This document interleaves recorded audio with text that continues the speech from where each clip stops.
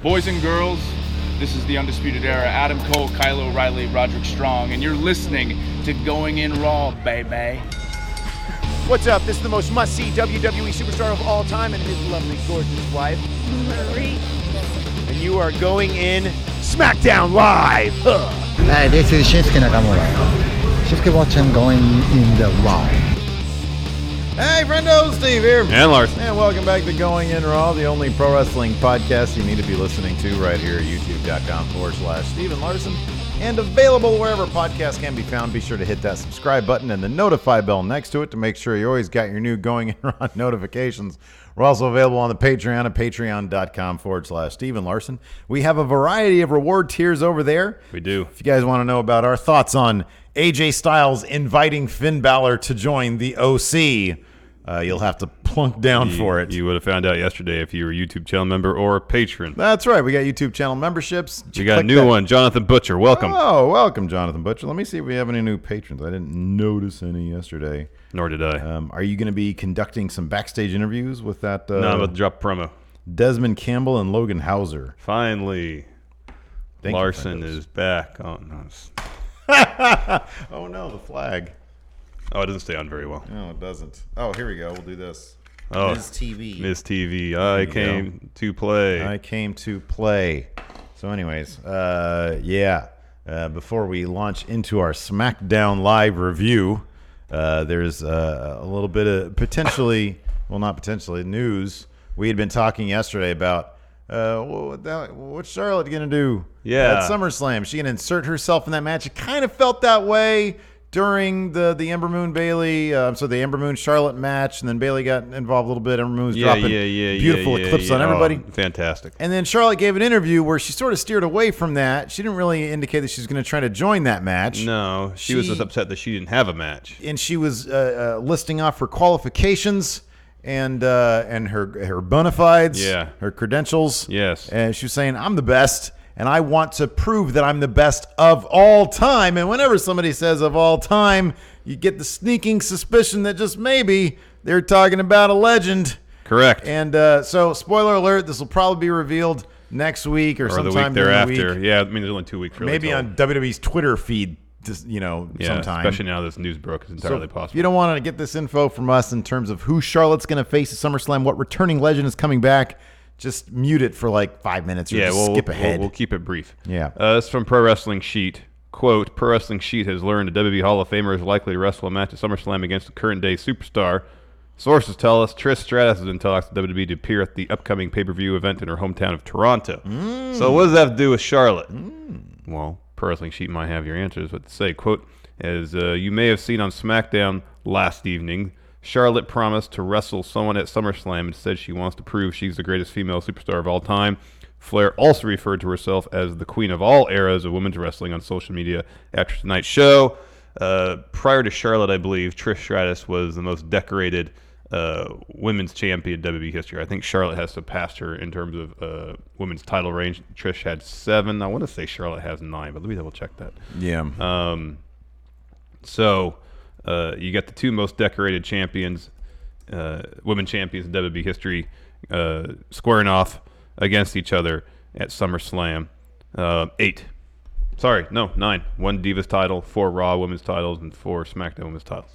As Charlotte. Yeah, as far as a definitive passing of the torch in the women's division, given that the women's revolution is fairly new,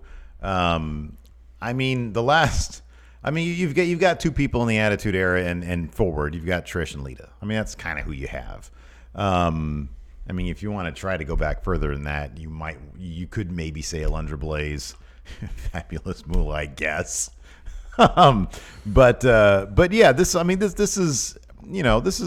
fun. This will be fun. Yeah. This is good. People like Trish Stratus. Yeah, and we saw looks amazing. On limited sample size when she's returned since her retirement. It seemed like she'd still go. Yeah. So if they give Charlotte and Trish plenty of time to work out their match, book it out, practice, I think it'll be real good. Yeah. No, I agree. How old is Charlotte these days? She's still in her early 30s. Early 30s? Okay. All right. So there's about a 10-year difference there. Yeah. Trish is 43. Yeah. So yeah, no, we've seen her. We saw her at the first Women's Rumble. Was she at the second Women's Rumble? Wait, has there been a second Women's Rumble? Yeah. Did they do 12 morning? Yeah. Okay. Asuka won, and then Asuka, and then Becky. Becky won. won. Well. That's yes, Becky won. But then her Trish and Lita had a tag match at Evolution. Right. That's right. Yeah. Yeah. So yeah, that's cool. You interested in that match? Yeah. I like it a lot better than Charlotte inserting herself yet again Yeah. into another match. That'd be bad. Yeah, no. It's fitting with her character, but yeah, bad. I find the SmackDown aspect of the SummerSlam card right now far more interesting than the Raw side. Yeah, I find SmackDown in general is just better. Anyways, they just need to. I think again, it's gonna go to in October when Fox takes the reins. Mm-hmm. I think SmackDown will feel like an A show. Yeah, it's just WWE has had since they've been on USA with SmackDown, no idea how to present SmackDown as an A show. You can put Roman over there; it's still not going to feel like an A show. Yeah. You know, you got Raw Reunion, and it's that kind of thing's never going to happen. All right, what's the AEW? AEW. Wednesday, October 2nd, live from Washington D.C.'s Capital One Arena. Dang it! I was hoping it was going to be at the Mall of America. What a bummer. That's the one this arena. That's the where the Wizards and the Capitals play in downtown D.C. That's cool. So that's breaking as of 7 minutes ago. Yeah. What was I going to say? Oh, SmackDown is still the show with the stories that actually evolve. It's a better show. And there's actual story beats hit. Yeah. Narratively, it's the better show, but it's lacking in the moments that Raw tends to give you. Yeah, sure. Raw is the moment show. Yeah. Dramatically inert, yes, but you get the moments on Raw. SmackDown is a more dramatically, narratively satisfying show, but you lack the moments that Raw provides. Raw always tries to go for the home run, and they have... Sometimes they need probably like a 300 batting average. I mean, that's good. That's really good. Yeah, but 300 is 3 out of 10. Yeah, but for baseball, if you're using baseball analogy, for really baseball, that's really good. Yes. For just sheer percentages with Raw, when you have 10 opportunities to do so and you only hit three times, not great. Well, I was going to say that sometimes Raw needs to play small ball. Yes. So when the home runs, instead of hitting a bunch of home runs with no one on base, you put some people on base. Right. Playing a little small ball first. Maybe move some runners over with some sacrifice bunts. There you go. Mine was meant as just the most shallow of metaphors. Runner on second, less than 2 outs. Hit a ground ball to the right side of the infield, move that run over to third, sacrifice fly, you get that run in. Yeah. Rather than just going and hitting a bunch of single home runs. Oh, God. Get people on base first. You were on fire yesterday with Toonces. Today. No, I think that's a great metaphor. SmackDown, on the other hand, they're just just over the past couple of weeks anyway. Well, I've seen the last 2 weeks. They're back to sort of being sort of consistent. Yeah, they're like the mid '80s St. Louis Cardinals. Not a whole lot of pop. Yeah, a lot of speed. Yeah. Small ball. Yeah. Raw, on the other hand, is maybe the Bash Brothers. Yeah, that's close. That's good. That's not bad. That's not bad. You've seen that thing, right? Yeah, it's great. It's weird. It's very weird, but it is so awesome. By the end of it, what's the dude's name? Is it Yorma? The one who portrayed Mark McGuire. Yeah. I saw him as Mark McGuire. You must not be that familiar with Mark McGuire. Then. No, I do know Mark McGuire, but at the beginning I was like, that's terrible. By the end I was like, I'm all in on him as Mark McGuire. Okay. I thought it was great. I never once saw Andy Samberg as Canseco. No. That never made sense. McGuire's my favorite player growing up, so I couldn't suspend disbelief to that degree. Gotcha. So yeah, no, I thought SmackDown was fine. I didn't do a community poll. I figured people either just give it a yay or in between. I'm sort of, sorry I didn't let you guys make that decision. I made the decision for you, but it was either a yay or an in between. Yeah. I thought it was just fine. Yeah, it was a fun show. It is kind of weird though. I mean, honestly, it is weird. All the give WWE women a chance or whatever that hashtag is. It is weird that WWE hasn't seen that and been like, yeah, hey, maybe we should do something that's a bit more than just... Yeah, there was 30 seconds of women's wrestling action on the show. Well, you have Ember Moon and Charlotte in a match together. Give them a match. I know. And if you want to scrub it at the end, scrub it at the end. Yeah, no. That's fine. Build up Ember Moon so that she looks like she might have a chance against Charlotte. Yes. And then scrub it, and that's fine. Yeah. But let them fight for at least 5 minutes. Yeah. No, they got it was 30, 60 12. seconds. Yeah, no. I mean, you had there was a terrific Shinsuke Nakamura match. Yeah. And Apollo Crews. I loved all the stuff between Randy Orton and Kofi Kingston. That was great. All that stuff was great. That was really good. The Miz TV stuff was awesome. Oh yeah, I love that. Mustafa Ali talking about transitioning into writing. That was cool. Mm-hmm. Confirmed new backstage creative head, Mustafa Ali. He writes the story now. There you Pen go. is in his hand. How many scrub? So that was a clean finish. Well, like the main event, that really didn't happen. That was a scrub. Were there any actual? Well, the Nakamura match was a clean finish. Yeah, that's what I just said. Oh, all right. But there wasn't. Was that the only clean finish on the show? Yeah, because the Kofi Samoa Joe match ended in a scrub finish. Yeah, that was it. Just one. So you can't really speak highly about that. But they're building a SummerSlam. At this point, you need a lot of scrub finishes because what else are you going to do? Yeah. Well, at least the scrub finishes. I kind of felt like the scrub finishes weren't necessarily there just so no one had to take a loss. They were at least trying to propel stories. I think the Joe one was there so he didn't take a loss. So Joe somewhat, but it also was there to advance the Randy. Yeah, Kofi sure. story. No, it wasn't simply commentary sold that really well. Too. Yes. Anyways, let's start at the beginning. Yeah. First thing we learned for the show, New Day was on commentary for the first hour. Yeah, so sadly, Byron Saxon's dad passed away, and so he's been taking care of that stuff. Yeah. And then who else is on the Corey? Yeah, Corey wasn't there. Yeah, They didn't really say why. didn't. Oh man, I thought somebody on Twitter. He said he quit, but I believe that was sarcasm.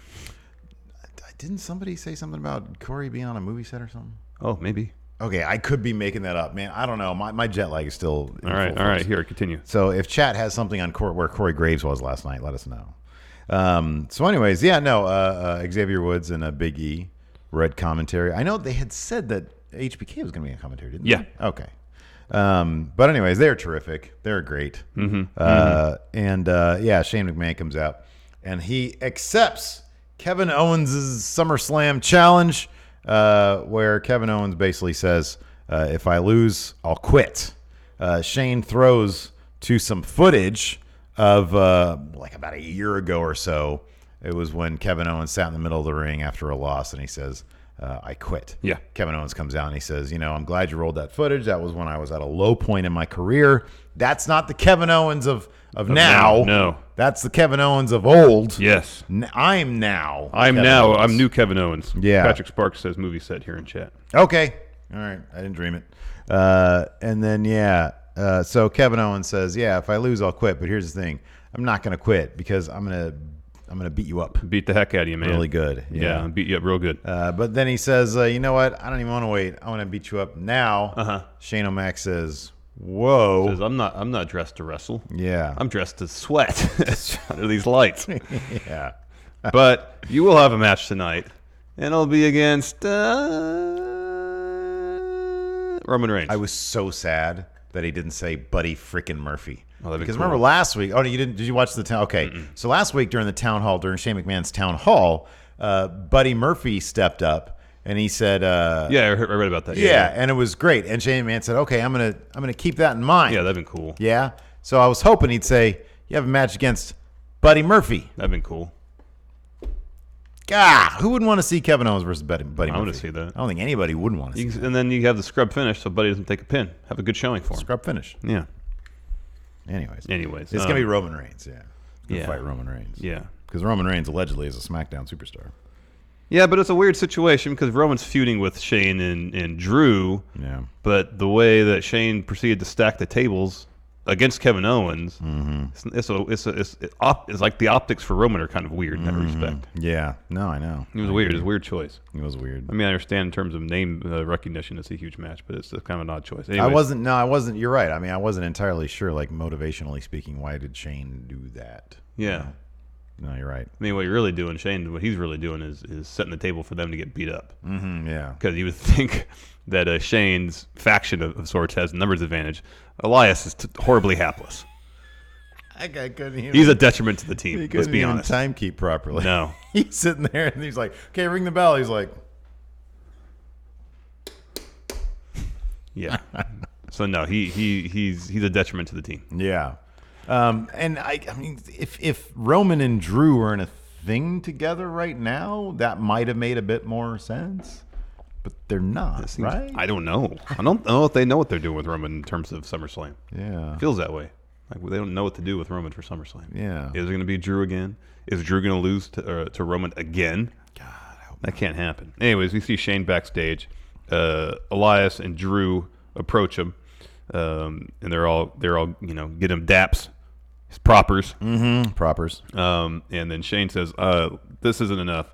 I'm going to make Drew special guest referee for the Owens Reigns match. Elias, you're going to be the guest timekeeper, and I, Shane, make myself guest ring announcer." Yeah. So they're all out there ringside with the idea that they can jack with Kevin Owens. Yeah, exactly.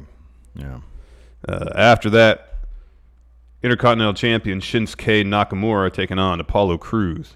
Ooh, boy. This was fun. This was a heck of a match. And it was enhanced by because they had, I'm sorry, I forgot to mention this part. They wheeled in the plant, David Otunga. Yeah. Poor David. He's not good, man. He hasn't gotten any better. No. He doesn't practice, apparently. Like, so you know how, like, sometimes when they're either going to throw to commercial or come back from a commercial, they're going to throw to a clip, like a package. Yeah. They have them basically just read a script. It's obviously just reading a script. Yeah. Man, Otunga was like the worst at that last night. There was like 30 seconds of dialogue that he was just reading script, and it was just so bad. I feel for that guy. I wonder if like doing commentary is hard, having to think on your feet. I don't think for a second it's easy. Absolutely. No. And compounding that is probably Vince in your ear, whomever's in your ear, giving you barking direction at you while in the midst of you trying to talk. Yeah. That can't be easy. Yeah, but man, there are so many different options that I feel like. Where's Nigel, by the way? Where's Nigel? Was he not on 205 Live? No, it was Vic Joseph and does Aiden English? In Aiden English, yeah. No Nigel, huh? No Nigel. Interesting. Where is he? He's like the best. Is he doing a movie too? Maybe he and Corey are just doing a movie, the same movie. I would watch the out of that movie. Yeah, buddy comedy. I would watch please. that movie so Please. hardcore. Buddy comedy. Corey Graves and Nigel McGuinness and Corey. That'd be amazing. And then you throw in Booker T as their lieutenant. Oh gosh, yes. As the lieutenant. Hell yeah, man. That'd be amazing. But he's a lieutenant who misses being part of the squad. Yes. So him and Corey aren't at odds.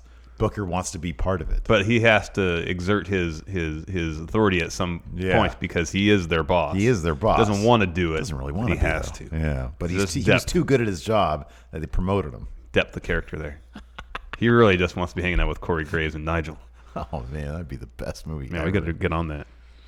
The French Connection 3. And speaking about your Toonces, that Toonces tweet about you wanted to direct the movie. Well, I deserve a producer credit for that. I agree. No, I want this to be a collaboration. Okay. You know, absolutely. No, I don't want to do any work. I just put the idea Producers in your head. don't do any work. Well, so executive producers don't do any work. I'll text you if I need ideas sometime. There you go. Just because I planted the seed in your brain, therefore I deserve a credit. No, absolutely. That's how it should work. I think that's actually how it does work. Yeah, that's how it works. Producers don't do anything. This match was terrific. It was good. This match was absolutely terrific. Apollo Crews, lots of false finishes. What is this here? Crews evades Kinshasa, hits an Insiguri, an Olympic slam, only gets a 2. But New Day, man, they were about to they were selling the hell out of everything Apollo was doing. Sean Lindsay here says that Vic said Nigel's at the UK Performance Center training with the NXT UK people. Okay, well, that's awesome knowledge that he's giving them. However, I need my Nigel on TV, not at the Performance Center. That's what they have Cassius Ohno over there to train people. Couldn't he just fly out Wednesday? Yeah, right? Like, tickets are not that expensive. Anyways, look, compared to all the Saudi money they have, $1,200 ticket, he probably gets like the $2,500 ticket, so he gets the little pod in first class. It probably costs way more than $2,500. Yeah, no, it does. I think first class. Like, I don't know what that is. If that's business or first class. I think it's first. If that's first, yeah, I think that's closer to like. So I think business class, you just get a little more leg room. Yeah. Anyways, that's like $2,500. Yeah. Did you mention when Crews evaded the Kinshasa, hits an Insiguri, Olympic Slam, gets the 2 count, and that's when New Day lost their mind? Oh man, it was great. That was great. It was awesome. And then Nakamura evades a standing shooting star press from Apollo, hits Kinshasa for the win. Afterwards, he starts beating up Apollo in the ring. They end up on the floor. Nakamura runs down basically the entire length of the ramp, hits another Kinshasa. They're finally booking heel Nakamura well. Yeah. Because instead of just being a front area shot artist, he's actually being really vicious. Yeah. Now, Mustafa Ali, a little bit. Well, I'll get to that when I get to it. Yeah, it was a terrific match. I hope they continue to keep. We'll talk about it during the Mustafa Ali thing. All right. Sonya and Mandy backstage, where Mandy had said that she had gotten them a match against the Iconics. Non-title. She said, hey, remember that time we overheard Kevin Owens talking trash about Shane McMahon? That's right. Well, I told Shane that, and now I got us a match against the Iconics. And Sonya's like, for the tag titles? No, but if we win, we get a title shot. It was. This was a little bit awkward though, because she. I swear, didn't Sonya say, so you're saying we get a tag title match next week? She says, yes. And if we win, we get a tag title match. Oh, okay. It was something weird like that. Again, I was trying to pay attention. Maybe I got that wrong, but I was like, on Twitter, I was like, did anybody catch that? Was that awkward or was that just me? It was probably just me. Jet lag. Yeah, jet lag. Everything. I'm just going to blame everything from now on jet lag. Mustafa Ali promo. This is really good. Just a camera. There was none of this weird vigilante stuff. It was just him in a stairwell. About saying that he's going to write his own narrative. He's in control of his own destiny. Yeah. He has the pen in his hand, and he's going to write the story. He said, if that pen runs out of ink, I will finish the story in my own blood. Yeah. Wow. It was great, dramatic, intense stuff. Yeah. All right. Good stuff. So what's you mentioned Ali in relation to Nakamura in some capacity? Well, a couple weeks ago, or before I left, or at some point, he went up to Nakamura after he won that title. Yeah. And touched the title. Yeah. And, I can't think of a better, we've always been a big fan of ladder matches in general. Mm-hmm.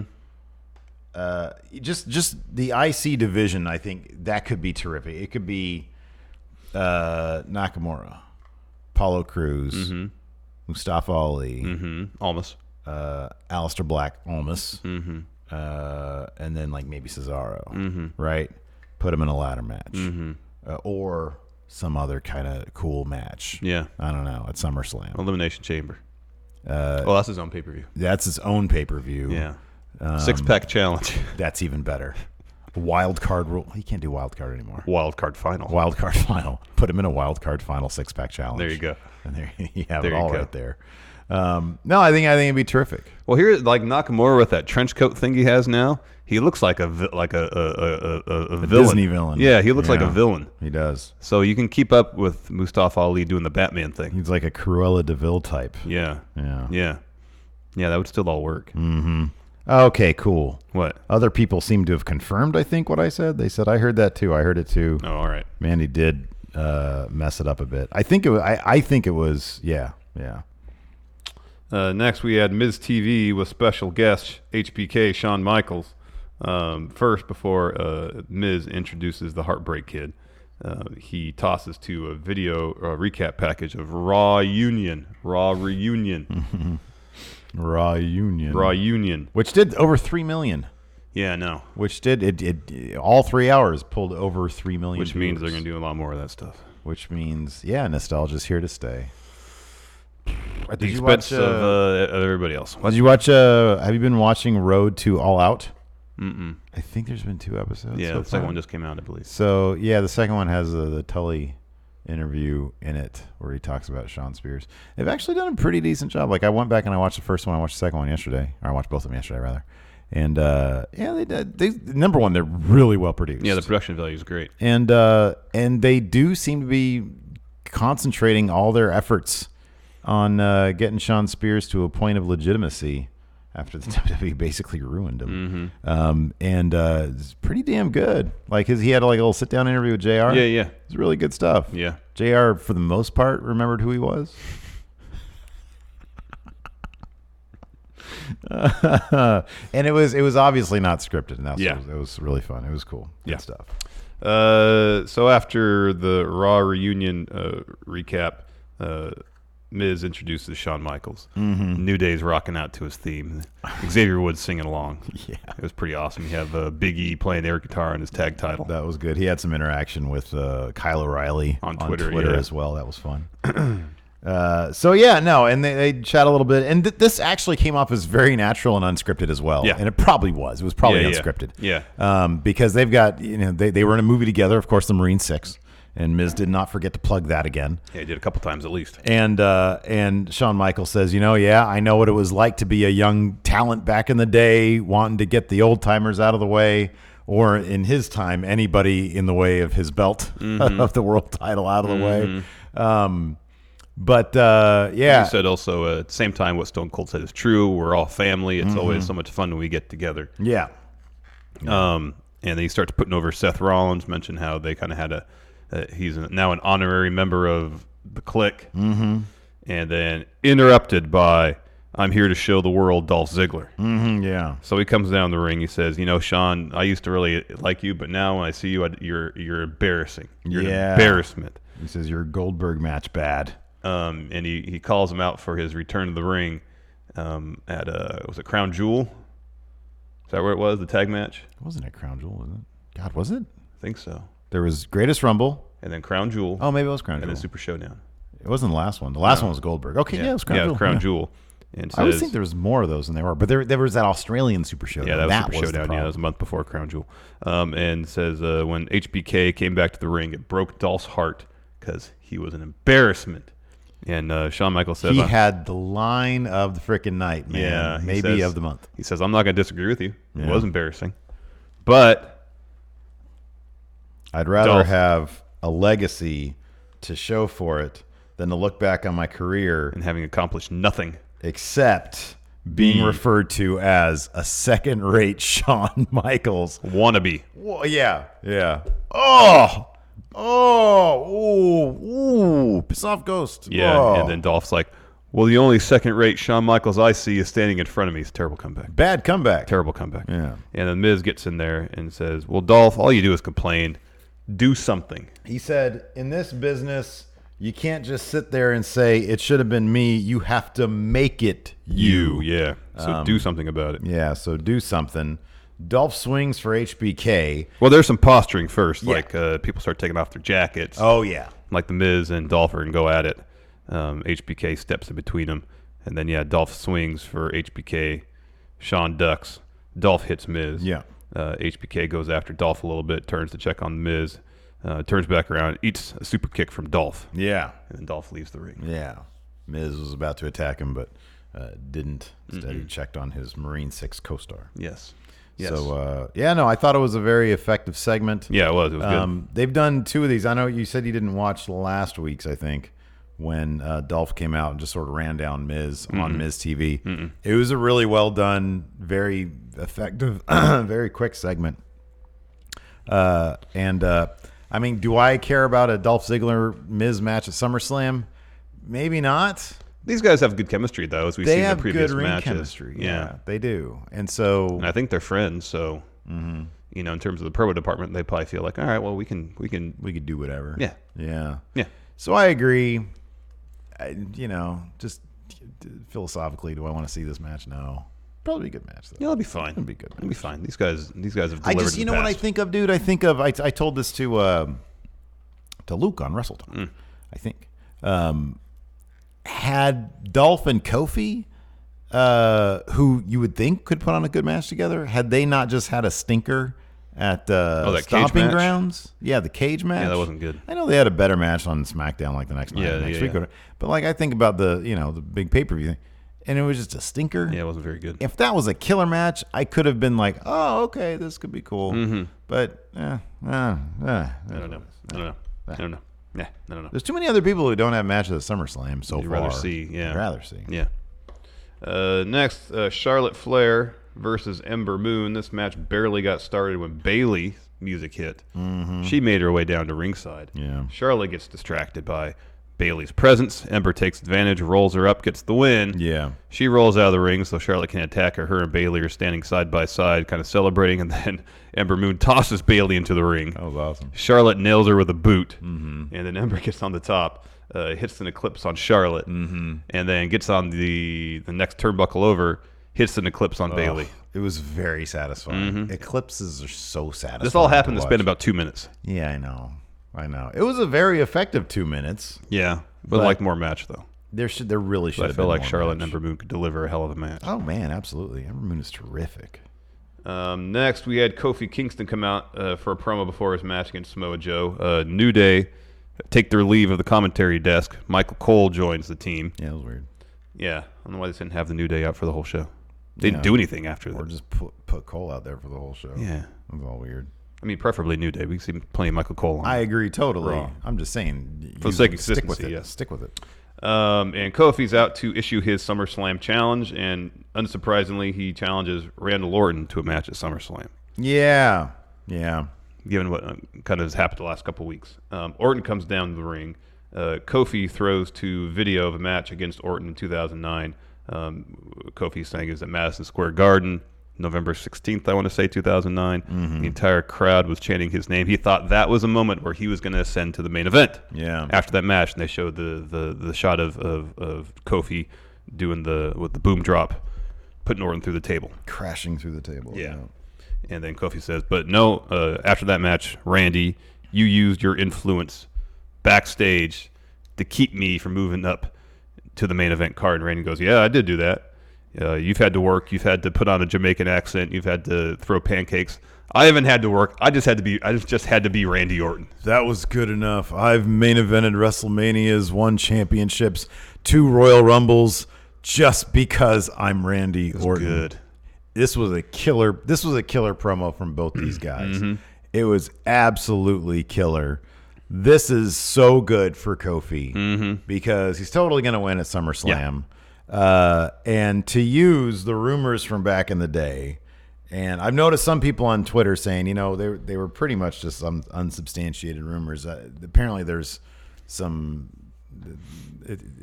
Maybe it didn't happen that way. Maybe it wasn't actually Randy holding him back. I don't know. But the fact that they can go back and address that kind of stuff, use it as storyline, is terrific. Absolutely terrific. And Randy does seem like he's invested in this. Totally. He doesn't look like he's sleepwalking through this, even though he'd much rather be wrestling Will Ospreay, apparently. Yes, in New Japan Pro Wrestling. He's going to have to wait. Next June, we'll wait another 11 months for that. Yeah. Then Orton says, well, Kofi, you owe me all this. You didn't earn this. Randy says, I'm the one that injured Mustafa Ali. Yeah. I'm the one that knocked him out of the Elimination Chamber match.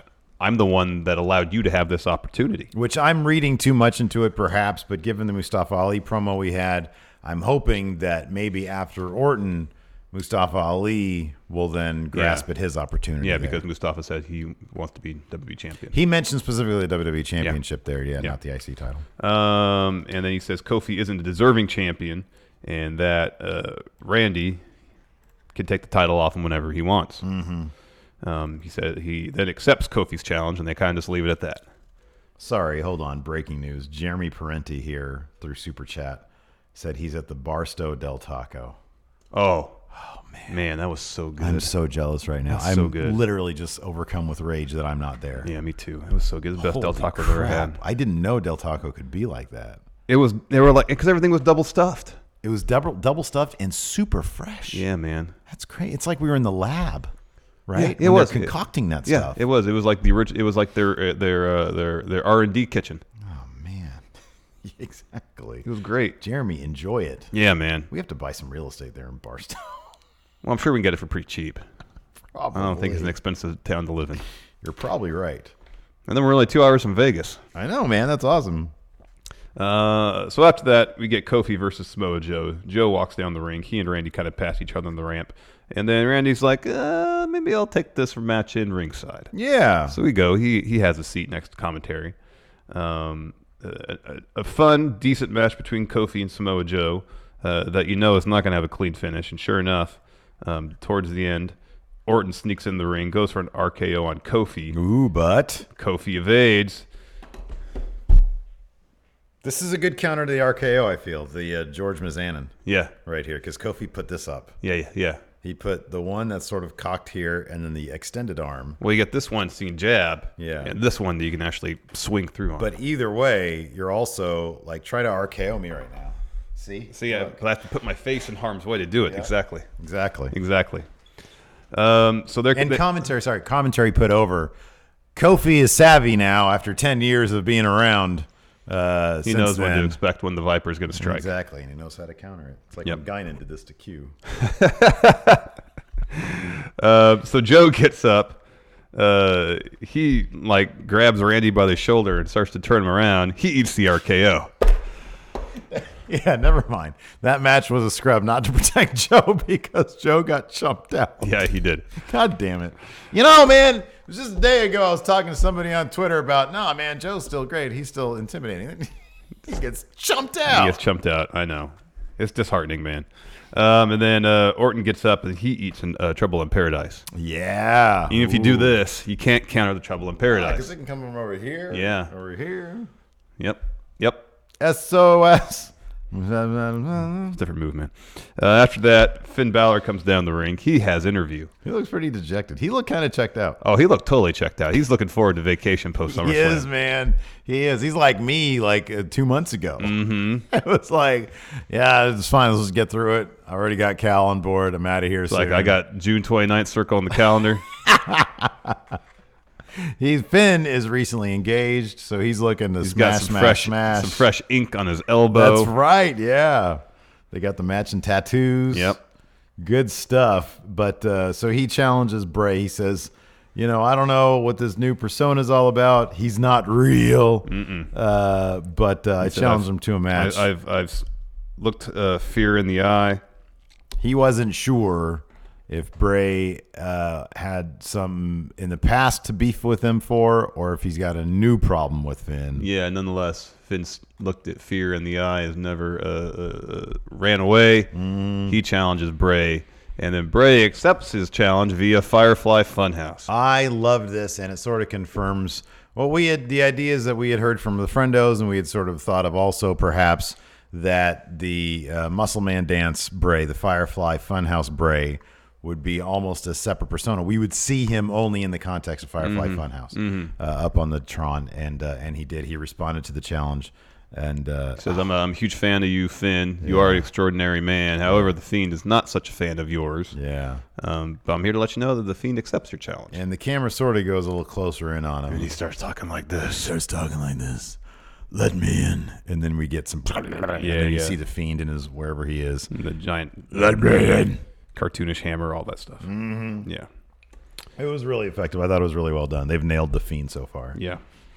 Next, we had a video package recapping what happened on Raw Union involving the 24/7 title. Mm-hmm. In lieu of having the 24/7 title on the show, we get that. Yeah. Next, the Charlotte interview. Sarah was supposed to be interviewing somebody else. Instead, I think, no, maybe not. She said the superstar asked for this interview. Mm-hmm. Yeah, that's right. Yeah. And Charlotte says, I shouldn't have to ask for this interview to begin with. I'm Charlotte Flair. Yeah. I shouldn't be off the SummerSlam card. But I'm going to demand a match at SummerSlam, and it's going to be someone better than Bayley, better than Ember Moon. I'll show that I'm the queen of all the eras. Of all the eras, yeah. So, looking like Trish. Yup. That takes us to our main event. Kevin Owens versus Roman Reigns. Of course, before that in the match, Shane and Drew and Elias all come down to ringside. Drew looking jacked in that ref outfit.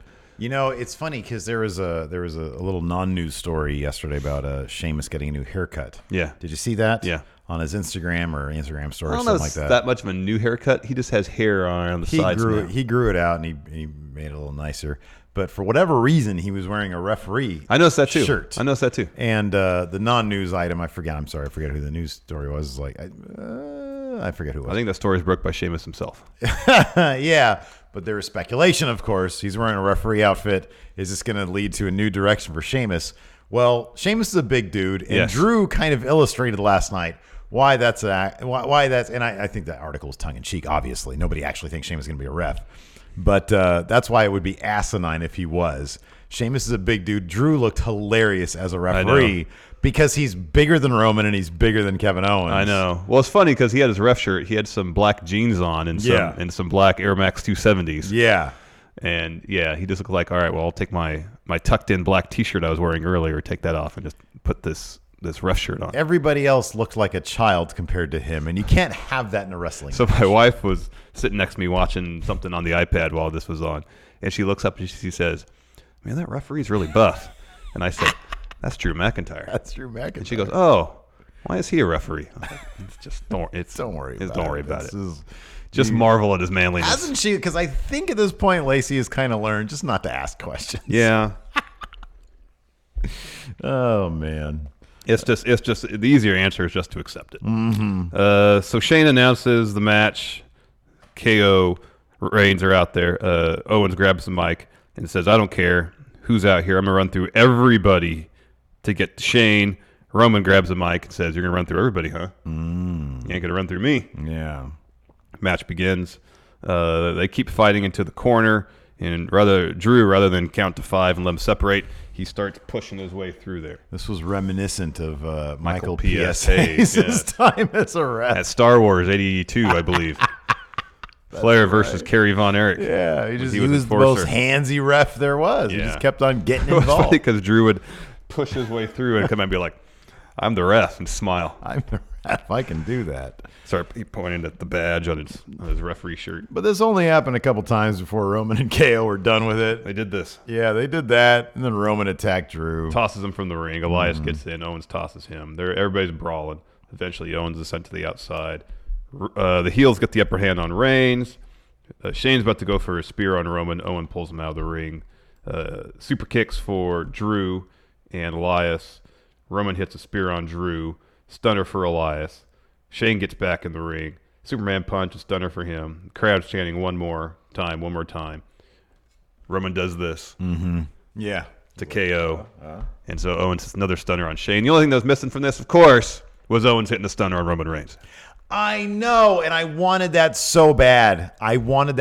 Take a risk. I know it might turn some people on KO or against KO or whatever, but man, have Owens hit him with that stunner. Maybe they didn't want to be too stone cold with him. Maybe. But that's what you got to do. You got to do it. He talked about running through everybody, run through Roman. That's what you got to do. At this point, it's been like 2 weeks. The crowd would have popped huge. Oh, hell yeah. By the way, the crowd would have popped huge. Yeah. Yeah, no, that's the only thing missing. The stunners looked better, too. Yeah. People were selling them better. Yeah. Yeah. There wasn't that weird, you kick somebody in the stomach. It's not that difficult. You just go down like this. You don't, go like that. So he has to, go find you. I mean, but typically, though, when you sell a kick to the gut, you don't bend forward as a wrestler. Mm-hmm. So it's maybe it's somewhat counterintuitive. Yeah, maybe. But everybody's watched the stunner enough. You'd think it'd be, I don't know, man. I don't know. Let's answer some questions. That's a good idea. I'm in Discord. I've been ignoring Discord a couple days because of the jet lag. I'm sure they're used to it. Just because of jet lag. Vandalia 1998. Do you think all the talk of quitting will lead to an actual I quit match at SummerSlam between Shane and Kevin Owens? It should. And Shane should quit. I wonder if Shane does much backstage. If he were to quit, would he still be with the company? Is that something that would Who, Shane? Yeah. Well, just be on camera, he'd quit. No. I know, but what does he do stuff? I mean, we've heard that him and Triple H have tried to talk to. I know, I saw that. We've heard that he tried to talk to. Oh, to Vince. Yeah, I don't know. He's got to do something backstage. Yeah. The villain Alan Black. You think the Fiend could squash Balor at SummerSlam? I wouldn't be surprised. And it'll probably be Man Balor. Yeah, it will be. I really want to see it be Demon. I want to see Demon Balor take a loss and walk away. I think that's something they got to build towards more, though. Come back, Club, OC. Let's see here. Alex C. Oh my goodness, this is ridiculous. Since Ali is no longer a vigilante superhero, but rather writing his own future. Maybe that's the superhero, though. He's the writer. Well, he says, I mean, he's now a comic book writer. No, I think that's his hero name, the writer. He calls him Mustafa Stanley instead of Ali. It's a bad joke. I don't know. Alex is usually pretty on point. Okay. Tommy Cat, welcome back, Steve. You got a great business partner in Larson. The show did not miss a beat. I met Jay Peterman at a baseball game last night. Are you serious? Was it Seinfeld night or something? Oh, that's hilarious. John Hurley, that's his name. Yeah. Oh, he was great in Spam-A-Lot when I saw it. He was awesome. I would imagine so. It was a fun show. That's Thank you, Tommy Cat. And yes, welcome back, Steve. So, as you saw on your phone, and we can now confirm, Simon Miller tweeted this out. Goodness. About 20 minutes ago. He said, so Adam Mayhem kept ducking me after saying he'd accept any challenge for the H title until Going in Raw and Society Wrestling stepped in. Therefore, on the 24th of August, 2019, Simon Miller is headed to South Korea to kick some wrestling ass. What a world. And there's the promotional poster, and sure enough, Way in the back. Adam Mayhem in the H title. Up in the front. Simon Miller. New H champion, hopefully. We got to talk to Simon, though, and try to maybe get him some brass knuckles. You know what? So like I said, let's just let the match happen. Let the match happen. We'll talk about it. I don't want to talk about it on like this show. Let's let the match happen. Eternal Blue, AEW's TNT. How about some like food poisoning? So like Adam Mayhem will crap his pants in the middle of the ring, and it'll be funny, and he'll be humiliated. You just want humiliation for him. Yes. Eternal Blue. I mean, I just like if you just like cut me a check for even a tenth of the money that I've sent him. He also have to ask, can we get a live stream of Simon Miller versus Mayhem? I don't know if they live stream it. If they did, I'd be down. I'd be down for that. Yeah, I would too.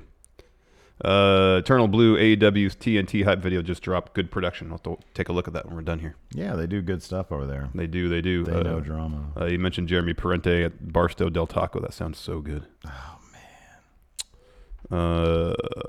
Eternal internet jargon, sorry. Kofi's ready to fight pose reminds me of Shamrock in a tight ref shirt threatening Bret Hart at WrestleMania 13. That was very much how Shamrock would his posture when he was gonna fight. Leandro Vereda, AEW TNT just made their announcement. Yep. Jeffrey Nguyen, happy National Tequila Day, friendos. Oh, there you go. Have you tried that tequila that Wade O'Brien gave us? This stuff over here? Yeah. I have not. It's not bad. It's pretty good. No. Yeah, I might give it a shot. I'll give it a try. Austin Cunningham, I'm just happy the deal between Burger King and Alistair's ice cream truck went through. 3 mini Whoppers in my mouth. Shackton. Let's see here. Oh, this is a good one. Alex Foster. If you guys were at the Smackdown Live town hall meeting, what minor complaints would you voice? They don't do the 2 out of 3 falls. They don't do that stuff. Yeah, they've gotten away from that, thankfully. They've gotten rid of the crane as the primary aid camera, which in the early days of SmackDown was my first and foremost gripe. What problems would I have with SmackDown? Just Shane. Say, I want less Shane. I want less of you, Shane. Yeah. That's actually a fairly major problem with SmackDown, though. It was better last night, though. Yeah. It was better last night. More Asuka. Oh, my God. Yeah, there you go. That's more a minor Asuka. complaint. That's a major one. More Asuka. More Kairi Sane. Yes. I want all that. Like, why is it like... So they had their tag title match, and it was wonk finish. Are they gonna do... And now, maybe they'll do a triple threat. Maybe. That has to be. They have to do that, I guess. Oh, God. That would be terrible if they Asuka did. and Kairi better win that match. No kidding. It's a load of crap they're not on TV in a prominent featured role. This is a good question. Because they're awesome. No, I agree. Totally. 100%. Wolfpack for life. Obviously, Kevin Owens is being groomed to be the next Stone Cold Steve Austin. What other superstars are the next other famous Attitude Era wrestlers? Who's being groomed to be the next Val Venus? Sexual. Finn Balor. He just got engaged. Yeah, he likes to thrust his pelvis out. Yeah. They always get really close on his bell end. Or Otis. He likes to thrust his pelvis, too. Yeah.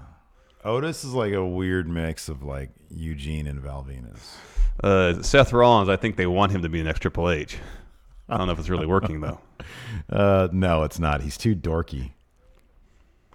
He's too much of a nerd. Gustavo Gama with just an octopus emoji. I don't know what that means. Really? Yeah, that's all it is an octopus emoji. Is that an octopus? Looks like an octopus to me. Yeah, that's an octopus. I don't know what that means. I don't get it.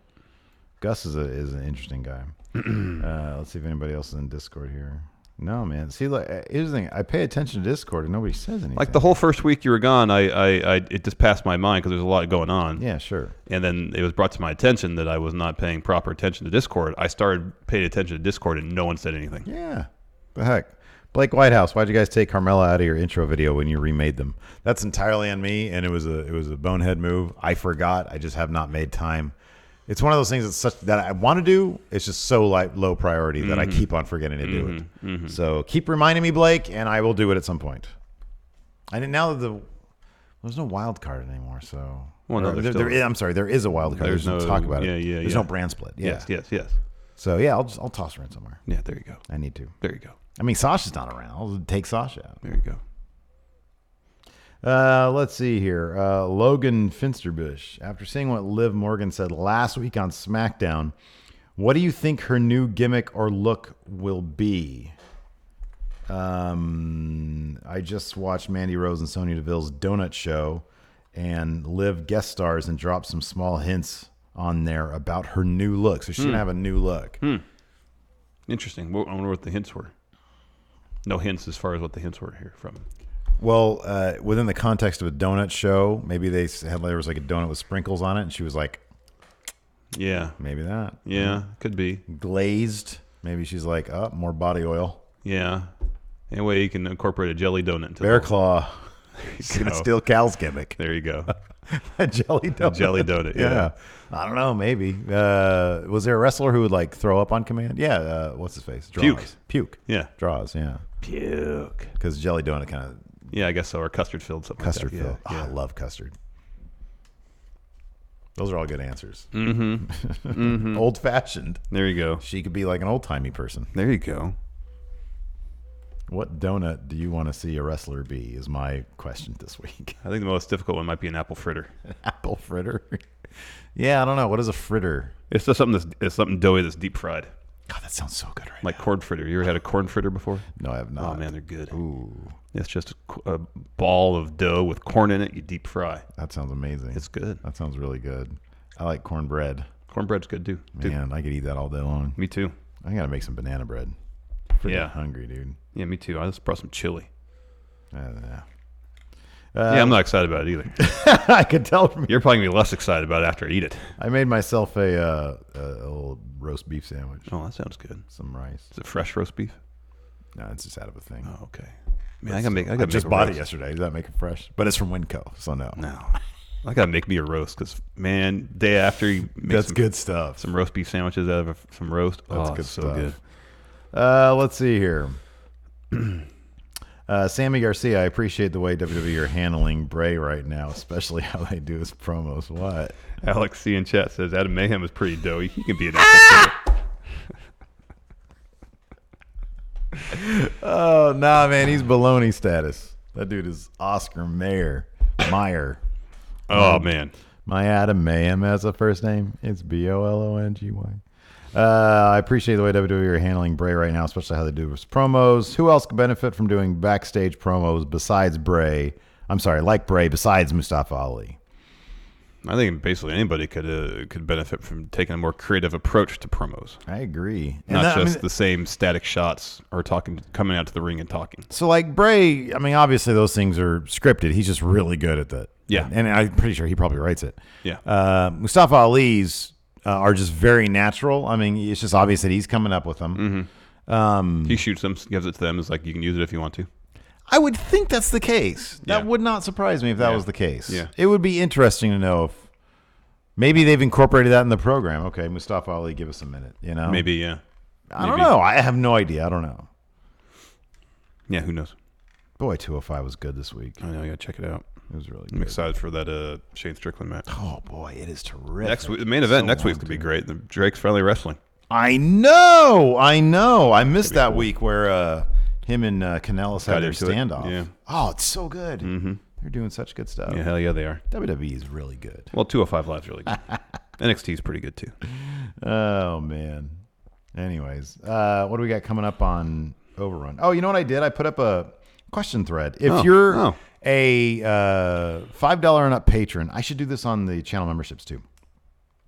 In case you are unable to watch the bonus episodes live, I'm going to start putting up QA threads. There you go. So that, you know, if you watch bonus episodes and you're like, oh man, all these people are there watching live and getting their questions answered, I want my question answered too. Yeah.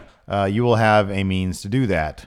So I'm going to take a look at one of these questions here and tease. Well, before we continue, I'll do this. Post Wrestling has a follow-up on what we talked about earlier from Pro Wrestling Sheet. And they have been able to, quote, confirm through multiple sources that Charlotte Flair is scheduled to face Trish Stratus at SummerSlam on Sunday, August 11th in Toronto. Mm-hmm. So, first reported by Pro Wrestling Sheet, seemingly confirmed by Post Wrestling. Yeah, I think they said something like that, like 3 sources that said they confirmed that. So there you go. Looks like it's a done deal. Very cool. This week or today on Overrun, we're going to answer the question from the one and only Just AJ. Do you think a gimmick like a Vern Gagne or a Nick Bockwinkel could get over today. A wrestler who has an old school feel and essentially treats the business like it was still the 70s. He clarifies, not a time travel character, but just a generic yet charismatic character. He's been watching some old school AWA, and sometimes old school wrestling is just so great. So we're going to talk about, could an old school wrestler work in today's WWE? Fair enough. Thanks, everybody, for watching. We appreciate it. And until next time, we'll talk to you later. Goodbye. Be a part of Going In Raw today at patreon.com/Steven Larson. Starting at $1 a month, you can enjoy Going In Raw ad-free, gain access to the daily 30-minute Going In Raw post show, exclusive merchandise, and so much more. Support Going In Raw today. Click the link in the description.